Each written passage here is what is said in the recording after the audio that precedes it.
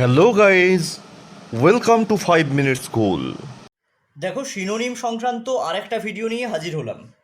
As usual আমাদের সিনোনিমের ভিডিওগুলো যেরকম হয় ঠিক সেভাবেই আমরা আজকে বেশ কয়েকটা গুরুত্বপূর্ণ শব্দের অর্থ জানবো, বাংলা অর্থ জানবো এবং ইংরেজি প্রতিশব্দ বা সিনোনিমগুলোও জানবো। তো কথা না বাড়িয়ে ভিডিওটা শুরু করার আগে একটা ছোট্ট কথা বলি, সেটা হচ্ছে যদি ভিডিওটা ভালো লাগে অবশ্যই একটু লাইক করো। আর যারা এখনও আমাদের চ্যানেলটা সাবস্ক্রাইব করোনি প্লিজ সাবস্ক্রাইব করে পাশে থাকা বেল আইকনটি প্রেস করে দিও, যাতে পরবর্তী ভিডিওগুলো পেতে কোনো অসুবিধা না হয়। এবং যারা এখনও আমাদের সিনোনিমের আগের ভিডিওগুলো দেখোনি তারা অবশ্যই দেখে নিও, আশা করি ভীষণ কাজে আসবে। তো আজকের প্রথম যে শব্দটা সেটা হচ্ছে ডিফেন্ড। ডিফেন্ড কথাটার সঙ্গে আমরা প্রত্যেকেই পরিচিত। এই ডিফেন্ড কথাটার অর্থ কী? ডিফেন্ড কথাটার অর্থ হচ্ছে রক্ষা করা, রক্ষা করা কিংবা প্রতিহত করা। ডিফেন্ড করার কথার অর্থ কী? রক্ষা করা কিংবা প্রতিহত করা। এই ডিফেন্ডের ইংরেজি সিনোনিম বা ইংরেজি প্রতিশব্দ হচ্ছে প্রোটেক্ট, PROTECT, প্রোটেক্ট কিংবা শিল্ড, SHIELD। তোমরা ফেস শিল্ড কথাটা শুনেছো, এই কোভিড পরিস্থিতির জন্য বেশি করে শুনছো ফেস শিল্ড, ফেস গার্ড, এই কথাগুলো শুনছো। তেমনি গার্ডটাও এর একটা প্রতিশব্দ, GUARD, গার্ড।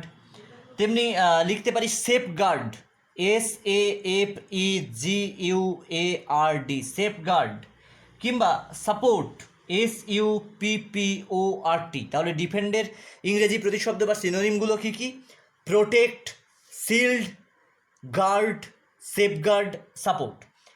এর পরের শব্দ হচ্ছে ডেরিজিভ বা ডেরিসিভ, যাই বলো তোমরা, ডেরিজিভ আমরা প্রোনাউন্স করি, অনেকে ডেরিসিভও বলে। এই ডেরিজিভ কথাটার অর্থ হচ্ছে উপহাস্য। কি? উপহাস্য বা উপহাস। তাহলে উপহাস্য যদি ডেরিজিভ কথার অর্থ হয় তাহলে এর ইংরেজি প্রতিশব্দ হিসেবে আমরা কী কী জানি? আমরা জানি যে স্যাক্রেটিক কথাটার অর্থ হচ্ছে উপহাস্য, SACRATIC,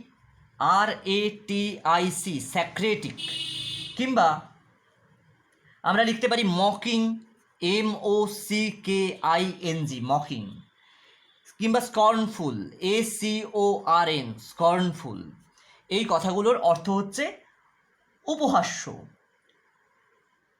কিংবা আর একটা শব্দ আমি অনেকবার পরীক্ষায় দেখেছি, সেটা হচ্ছে কন্টেম্পুটাস।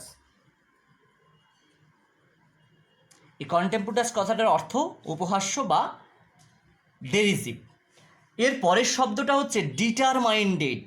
অর্থাৎ তুমি মনে করো কোনো একটা কাজ করতে তুমি ডিটারমাইন্ডেড, তার মানে কি? দৃঢ় প্রতিজ্ঞ। তাহলে ডিটারমাইন্ড কথার বাংলা অর্থ হচ্ছে দৃঢ় প্রতিজ্ঞ কিংবা নির্ধারিত। যদি বলি একটা ঘটনা ডিটারমাইন্ডেড তখন নির্ধারিত বোঝায়, নাহলে দৃঢ় প্রতিজ্ঞ কথাটাও বোঝায়।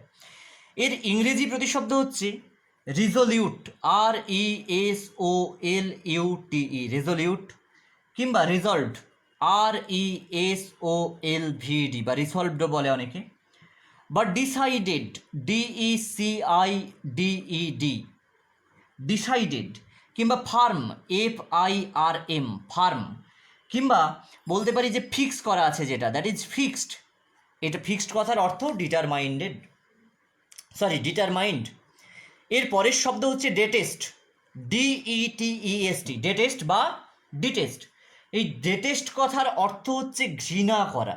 ডেটেস্ট মানে কি? ঘৃণা করা বা বরদাস্ত না করা, বরদাস্ত না করা। তাহলে ঘৃণা করা বা বরদাস্ত না করাকে আমরা ইংরেজিতে আর কিভাবে প্রকাশ করতে পারি? অর্থাৎ এই ডিটেস্ট কথাটার সিনোনিম কী কী পেতে পারি? আমরা পেতে পারি লোধি, LOATHE, কিংবা আভার, ABHOR, বা অ্যাভার বলে অনেকে। কিংবা ডেসপায়ার, DESPIRE, ডেসপায়ার। এর পরের যে কথা সেটা হচ্ছে ডিগনিফাইড। এর পরের শব্দটা হচ্ছে ডিগনিফাইড। ডিগনিফাইড কথাটার অর্থ হচ্ছে মর্যাদাপূর্ণ। তাহলে কি? মর্যাদাপূর্ণ বা মর্যাদাযুক্ত, কিংবা বলা যায় মহৎ, মহৎ। তাহলে এই ডিগনিফাইড কথাটাকে আমরা কি লিখব? স্টেটলি। এর ইংরেজি প্রতিশব্দ হচ্ছে স্টেটলি। অর্থাৎ সিনোনিম হচ্ছে স্টেটলি, STAT, স্টেটলি, কিংবা লোফটি, LOFTY, লোফটি, কিংবা অগাস্ট, AUGUST, অগাস্ট কথাটার অর্থ ডিগনিফাইড, কিংবা লিখতে পারি যে নোবেল, নোবেল, NOBLE, নোবেল, কিংবা ম্যাজেস্টিক, MAJESTIC, ম্যাজেস্টিক। তাহলে ডিগনিফাইডের সিনোনিমগুলো কী কী? Stately, লোফটি, August, Nobel, Majestic. এর পরের শব্দটা হচ্ছে ডিসফিগার। ডিসফিগার মানে কোনো ফিগারকে নষ্ট করা বা বিকৃত করা, বিকৃত করা, অর্থাৎ সৌন্দর্য নষ্ট করা। কি?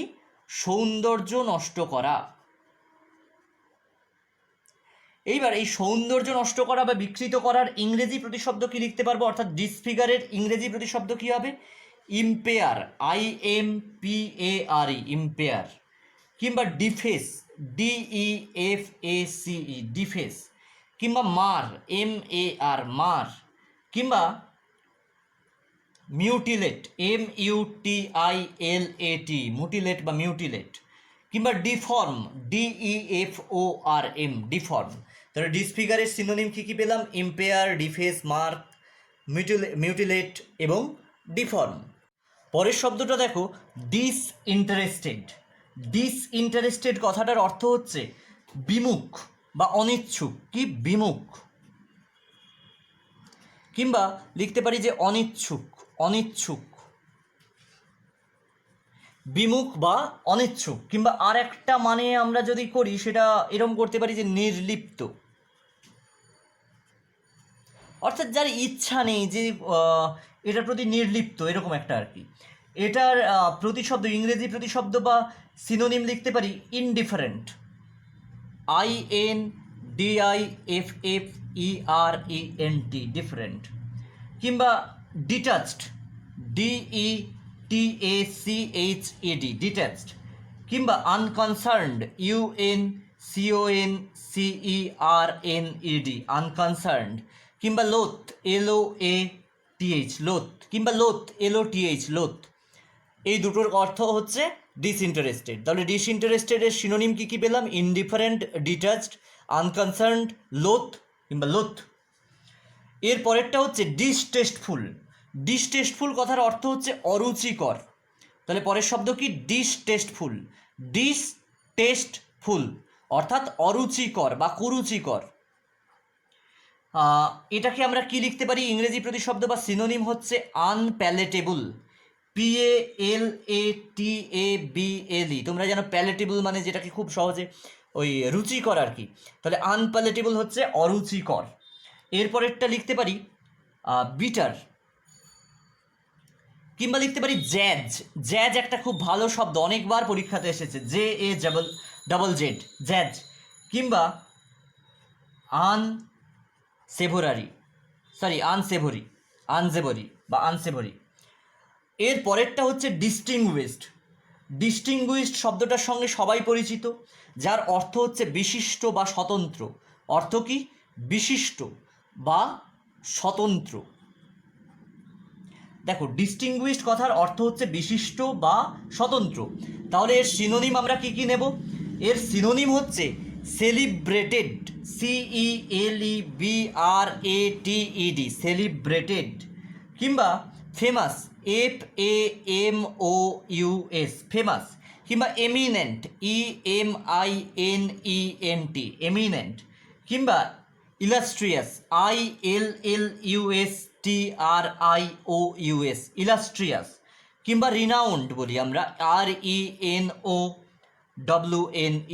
রিনাউন্ড, কিংবা নোটেড, NOTED, নোটেড কথাটার অর্থ স্বতন্ত্র বা ডিস্টিংগুইশড। এর পরে যে শব্দটা সেটা হচ্ছে ড্রেডফুল। ড্রেডফুল কথার অর্থ হচ্ছে ভয়ানক কিংবা বিরক্তিকর, ভয়ানক কিংবা বিরক্তিকর, বিরক্তিকর